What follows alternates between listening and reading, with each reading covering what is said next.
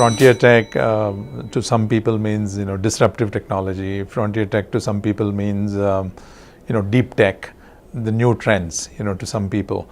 From our perspective, I think from Endiya Partner's perspective, while an overlay of all of these emerging, sectors or emerging applications of AR, VR, or artificial intelligence, machine learning, deep learning, or, you look at robotics, you look at all of these are there.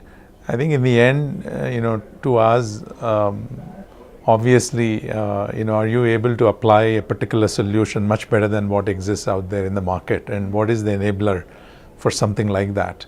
I'll give you a couple of examples. I mean, if one were to go apply, let's say, artificial intelligence and machine learning, take the case of, say, diagnostics. Today, what happens out there is that a lab technician would prepare slides, and then a pathologist will then look at these slides and then will file their reports. Given the advances of technology, you've got robots that can move these slides, and then you've got very powerful image capturing technologies that are available at a very low cost.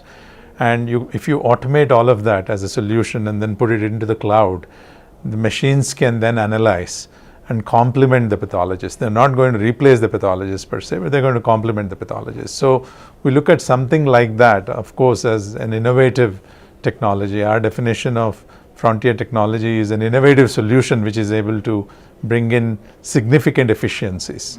Likewise, if you really look at as the ecosystem evolves, you have billions of phones and millions of apps and tens of billions of downloads. And what happens when early on you've seen a client server world, and then you have seen an internet application world, and now the software evolution has matured, and now it's a mobile application development world. And in that kind of a world, how do you really fix these applications, kind of runtime, or how do you really diagnose the issues? Because the entire businesses are run on these applications. I mean, if you really look at WhatsApp not functioning, let's say for even 30 minutes, or a messenger not functioning, or a Uber not functioning, your life kind of comes to a standstill. And so how do you even diagnose, look at the root cause and then be able to fix on the fly, is again that deep technology to improve, the application performance or the crash diagnostics and help the mobile app developers. So that's another example. Or if you really look at, the enablers for all these kinds of stuff, eventually, it's got to be a hardware or a system that has to kind of come together. And we've seen that, the evolution of 4G networks to now, you're talking about even higher speeds, or you're looking at, smartphones, you're looking at gesture recognition, you're looking at, very, very inexpensive robots.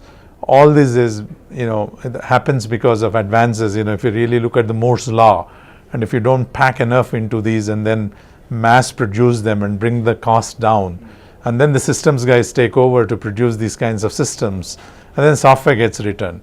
So our view of the frontier technology world is kind of multifold. Technologies that bring in efficiencies and make life easier at a price point that the market can afford, and then the enablers. And when we take a global view, I mean, I was fortunate to be part of DFJ when DFJ backed were the first investors in Tesla, first investors in SpaceX, Solar City. Those were things that were not heard of. So you would not talk about electric car. I mean, if you put Ford or GM or Chrysler or Mercedes or BMW or Toyota and ask them, what's going to be your next innovation, they would never talk about an electric car. That's when Tesla said, I'm going to do an electric car. And when NASA was really talking about how do you send shuttles or to space and how do you really fix them, that's kind of when Elon Musk came and said, I'm going to do this much better in a much more efficient fashion. When guys like PG&E, your local utility companies, were talking about, provisioning peak capacity of power, that's when Solar City came and said, I'm going to harness, the sun's energy and bring down the cost and then give you the ROI that you would have never seen. So leapfrogging and thinking, 20, 30 years ahead and making it happen is what we consider as, of course, frontier technologies.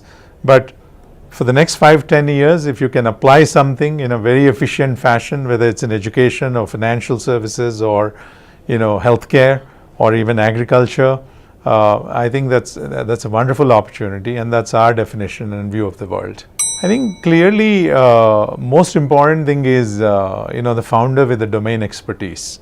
Unlike if you're really seen globally, a lot of consumer service companies or app-driven companies can be built by young people.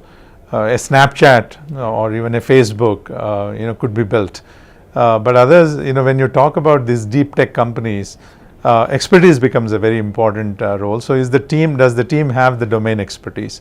The second thing is that even if they don't have per se understanding of the customer and the market, if they surrounded themselves with people who understand, that could be in the form of an angel investor, that could be form of an advisor, it could be anyone who's kind of guiding them along the path.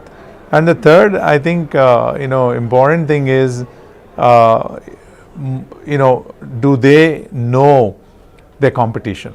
Very often what happens is that entrepreneurs don't end up spending quality time in studying competition. That doesn't work. This is not a better, faster, cheaper, I'll also do it, or there's room for 10 others to grow. You've got to be either number one, number two player. I'm not saying that's not relevant to consumer startups or other startups, but in this scenario it becomes very, very critical. So my advice would be, look for founders with deep domain expertise. 2, who understand their customers and markets.